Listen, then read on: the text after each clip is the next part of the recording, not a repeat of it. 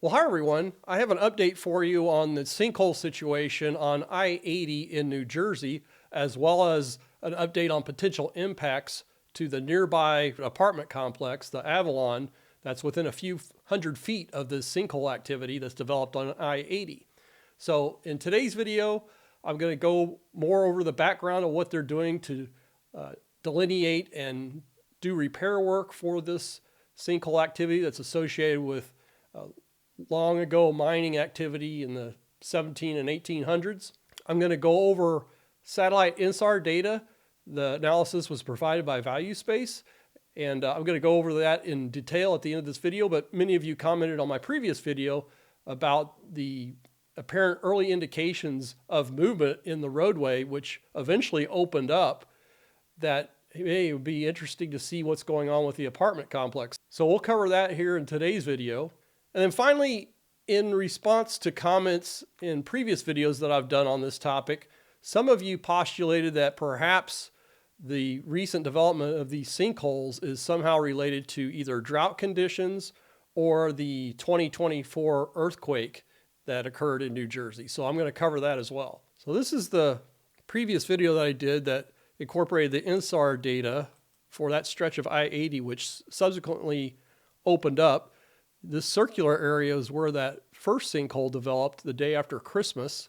So just to get you oriented here, this is the Avalon Apartment complex, and the sinkhole activity is along this circled area. Residents of the Avalon previously contacted me. They were quite concerned about observations that they say indicate recent developments of cracks and other cosmetic problems associated with interior finishes on the building. A few examples of what that looks like. Such cracking is indicative of settlement in my experience, but the question is, to what extent, if any, is it related to this reactivation of sinkhole development associated with collapse of portions of these old mines? So to get you oriented, this is the sinkhole that developed on December 26, 2024, and then farther to the west, additional sinkholes have developed in early February. And currently, New Jersey DOT is undertaking an extensive investigation and remediation program to address that issue. So previously, I mentioned the mayor of the borough of Wharton, New Jersey.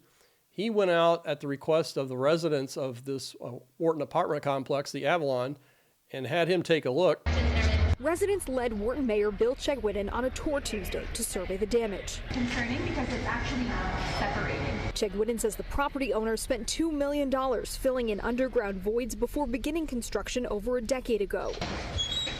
He believes the cracks are simply due to settlement. I am not concerned. Yeah, I've happened to sit on the planning board at that time also, and we know they went through all the proper channels. Okay, well, I don't know why he's making those comments. I think the residents have a valid concern with the recent development of these sinkholes within a few hundred feet of their apartment complex.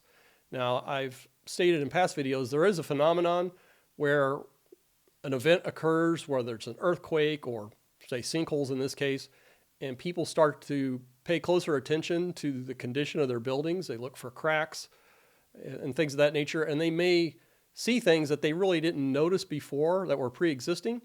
But in this case, there seems to be several credible reports that these additional cracks or new cracks occurred just in the last few weeks that coincides with the observations of what's been going on with these sinkholes a few hundred feet away. I was looking to see what the qualifications of this mayor may have been. It says he's a retired teacher. He's been a mayor of Wharton for over 20 years. And you heard him mention that he was previously on the planning commission. This Avalon apartment complex apparently was completed in 2010. It says his specialty is social studies, economics, and history. So he should not be opining about building condition, in my opinion. So we reached out to his building department, Mr. Andre Brzezina, and I had one of my staffers reach out to them because I was traveling on that day, and my staffer Logan had this conversation, had a couple of phone conversations with Mr. Brzezina, and this isn't verbatim. Logan's paraphrasing what happened, but he indicated who he was, and Mr. Brzezina indicated that he had the plan set and mine complex overlay to show how the apartment complex sits over top. I can send those over to you. It said, I recently completed an inspection of the property and can provide that report. I've spoken with the contractor working on the sinkholes on I-80, and they said they were installing monitoring devices in that area, but have said they are no longer doing so because they don't find it necessary.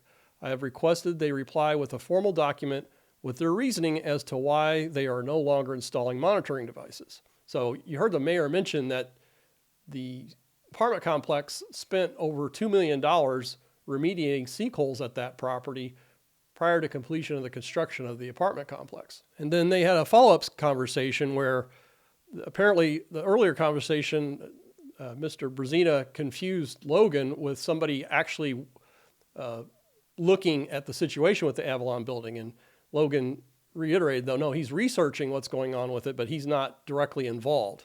So on that basis, he said that he wouldn't be able to share that information after all because it's a private property, although I think that's a public interest in terms of what's going on here. So we'll continue to see if we can obtain those reports. But, you know, it's very, very important, in my opinion, to not dismiss potential concerns out of hand.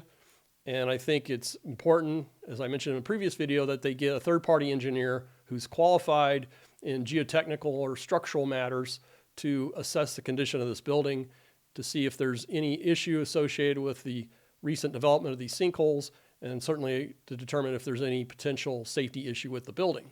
So I also reached out to New Jersey DOT, their public affairs office, and they were kind enough to get back with me. I asked whether the DOT had an idea for what caused the formation of these recent sinkholes, and they say it is believed the current condition is a result of voids related to an abandoned underground mine.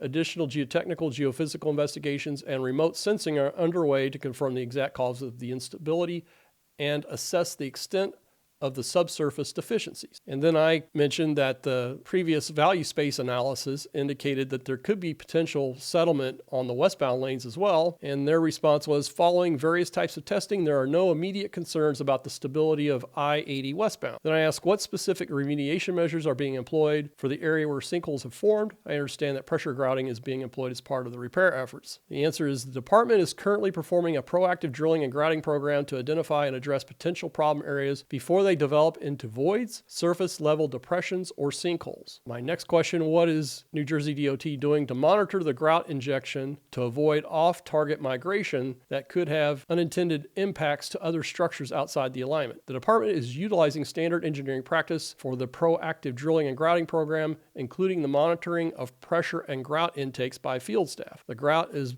being done at a slow and controlled pace to minimize the stress on the surrounding areas. And then I asked, what's the estimated completion date for investigation and repairs? This was earlier last week, I think Monday. I'm recording this on Sunday, March 16th, 2025. They've since issued a press release that I'll go over here shortly that indicates this work's going to be ongoing for another 2 months. And then he confirmed that this section of I-80 was constructed in the early to mid 1960s. And I mentioned this press release, or they mentioned the closure for another 2 months, and they've got a lot more detail in terms of what they're doing in this press release. They've identified approximately 150 locations to drill and grout, so it just goes through the other details. Repairing the sinkhole will be the next phase. The repair will be similar to the design implemented in December. It will include excavating the area, installing a base of large stone with a wire mesh on top. More stone and a concrete layer will go over the wire mesh. Additional fill and soil will be placed on top of the concrete and compacted before several layers of asphalt will be applied to reconstruct the road. And they mentioned they're going to install a monitoring system to keep track of ground conditions going forward. So the specifics of this monitoring system will be using poles to scan the pavement for changes, while sensors beneath the road will detect early signs of subsurface movement, and then deeper underground devices will monitor long-term soil stability. So I'm going to send a follow-up email to their spokesperson. I spoke with Steve Shapiro last week, see if he can provide a little more detail on their monitoring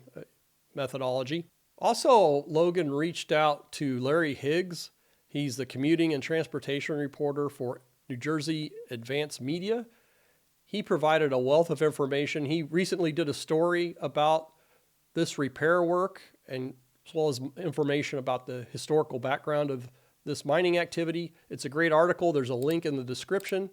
I'll put that link at the top of the list so you can check it out. He was kind enough to share his sources for that article, and I've incorporated many of those sources in this video. So in his story, he was talking to the same spokesperson that I spoke with last week, Steve Shapiro, and he's quoted saying, "This project was remediating the settlement of the roadway. New Jersey DOT had a project that was completed in 2010 that stabilized the right lane and shoulder of I-80 eastbound before exit 34 and enhanced the foundations for light poles and an overhead sign structure." Okay, so this was about 0.4 miles to the west of this current sinkhole activity. And he goes on to say, "Numerous mine shafts have been mapped within the area, one of which appears to be undergoing crown pillar failure, which is causing sinkholes and roadway subsidence. A crown pillar is a section of load-bearing rock in between two mining operations." So the Avalon has 248 units. It's a 6-story structure. It's considered a luxury apartment building. I think they indicate on their website that rents are around $2,400 to over $4,000 a month. Looks to be a very nice place. So as a reminder, this is an indicator of all the previous mines. I say all, many of the previous mines. I don't think they have a handle on where all the mines are, just given how old they are. And according to the information from Mr. Higgs, the Mount Pleasant mine is located on this Avalon apartment complex property. It's also been called the Johnson Hill mine. A lot of these mines have multiple names, and it's rather confusing, but essentially it's the same type of mining operation that's been employed throughout the area. So the mine primarily operated between 1868 and 1869, so it was a pretty small operation. Of course, the legacy of that mine has been far more costly, I'm sure, than the value of the ore that was extracted, but different times, obviously. And this goes on to further describe the mining operation. Shafts had been sunk on the vein before 1868, opening through a distance of about 900 feet and disclosing an ore body from 1/2 a foot to 6 feet wide. The mine was worked for a short period and then was shut down in 1869. Since this time, only surface explorations have been undertaken. This excerpt came from a 1911 mine publication for mines in New Jersey. So going to the question, did the recent drought, the lowering of groundwater table throughout the area, cause an increase in subsidence activity and sinkhole formation? So I looked at 3 monitoring locations that were in close proximity to this I-80 sinkhole activity in the Avalon apartment complex. So there's a maintenance yard that's closest to these locations. Then you have a Roxbury well to the southwest, and then monitoring well 131 that's to the southeast. So let's look at Roxbury here. Total well depth's 154 feet. The hole depth is 223 feet. You can see the plot of groundwater levels over time. And you can see there's been a decrease relative to recent years, but by no means is the groundwater level much lower than it has been in the past. In fact, it's been much lower in the past. If you look at a typical baseline or a best fit line, it looks like the typical depth to groundwater is about 35 feet in this area. And there's been times in the early 2000s where the depth to groundwater was over 50 feet. Currently, it's a little over 35 feet at this point. So let's look at well 131. This was a shallow well, 26 foot deep. It shows a lot of scatter, but again, current groundwater levels are not as low as they've been in the past. And then finally, we'll go to the maintenance yard location closest to this area of interest. Well depth's 100 feet, hole depth's 191 feet. See a lot of up and down variation here, anywhere from 18 to 24 feet. And current groundwater level is about as low as it has been in the past at a depth of 24 feet. The best fit line looks to be around a depth of 21 feet. So water level is about as low as it was, or is as low as it was in the early 2000s. But again, it's not a significant departure from the max depths in the past. So the reason that a lower groundwater table can contribute to instability of these old mines is that the effective stress increases. So essentially you lose the buoyancy effect. And so there's greater stress on the soils and rocks within the zone that was previously wet and is now dry, or at a point where the groundwater is lower than those elevations. Now let's go on to the earthquake, and then I'm going to get into the specific satellite results for the Avalon apartment building. So on April 5th, 2024, there was a 4.8 magnitude earthquake, and it was located, the epicenter was in Tewksbury Township, New Jersey, so about 20 miles away from where the sinkhole activity is developing. You can see the earthquake intensity here, a light to moderate earthquake in general. However, there was reported damage, including buildings in New York. I think there is a potential that this earthquake had a destabilizing effect on those old mine workings. A lot of these mine workings have timber support beams and other structures. The rock itself can deteriorate over time. So these types of failures tend to be progressive. It's similar to what happens with somebody who has a house on expansive soils. They may have no issues for the first 20 or 30 years. And then after that, it seems like their house is falling apart. And there are several factors, just the number of shrink swell cycles, the establishment of trees and other vegetation, differences in landscape watering. So many things tend to combine to produce these progressive failures. And I think that's what's going on here. So I don't think the earthquake is a sole reason, but I think it could be a contributing cause. I reached out to New Jersey Geological Survey to see if they had any opinion about whether these earthquakes could have precipitated additional sinkhole development, and I wasn't able to get a hold of anybody there. So I'll continue to reach out and provide that information in a future update if I'm able to obtain it. So let's get to the ValueSpace analysis. Again, I want to thank ValueSpace. They provided this analysis that really enhances my content and makes these stories that much more interesting, I think. I've talked about this methodology of satellite monitoring of ground movement in previous videos, so I'm not going to repeat that here. But suffice it to say that orbiting satellites that have a repeat or return passage every 12 days can be used to note changes on the surface of the Earth within a few millimeters of accuracy. And so it's an excellent tool to monitor infrastructure, buildings, embankments, any asset that you have that you really want to know independently what may be going on without initially resorting to the expense of sending out a surveyor or an engineering team. I mean, this is used proactively to provide early indications of what could be going on in an area so that more intensive site observations can be made and investigations. But again, it's an excellent due diligence tool in my opinion. Because of the close proximity to these sinkholes to the Avalon apartment complex, they looked at several areas across the property. And what they determined is that there is no indication of movement of the building at the roof line, anything out of the ordinary. In fact, the readings are quite stable. They looked at a 3-year period extending through February of 2025. And this is about as level a set of readings as you would ever hope to see. So this area after area that are basically flatlined, which is a good thing. Now, that's not to say there's absolutely no problem with this building. Again, an engineer, qualified engineer, needs to go in and check this building out, perhaps install crack monitors, document the condition of and location of cracks and other cosmetic indications of building distress, and then assess if there's additional concerns that may be of a more structural nature. But that type of investigation is clearly warranted given the proximity of all this sinkhole activity and the fact that apparently a sinkhole right at this apartment complex was remediated prior to the construction of the apartment complex itself. So good news, I think there's no cause for excessive alarm at this point, but the concerns of the residents should not be dismissed out of hand. Again, a detailed investigation should be performed, in my opinion. And it sounds like city officials, at least the building department, are making arrangements for just that type of investigation to be performed. So let me know what you think in the comments section. This InSAR analysis is very cost effective. In fact, if I were a building owner, there's a nearby Costco, a nearby Super Walmart, I would routinely use InSAR to monitor any potential changes with the condition of my building and property.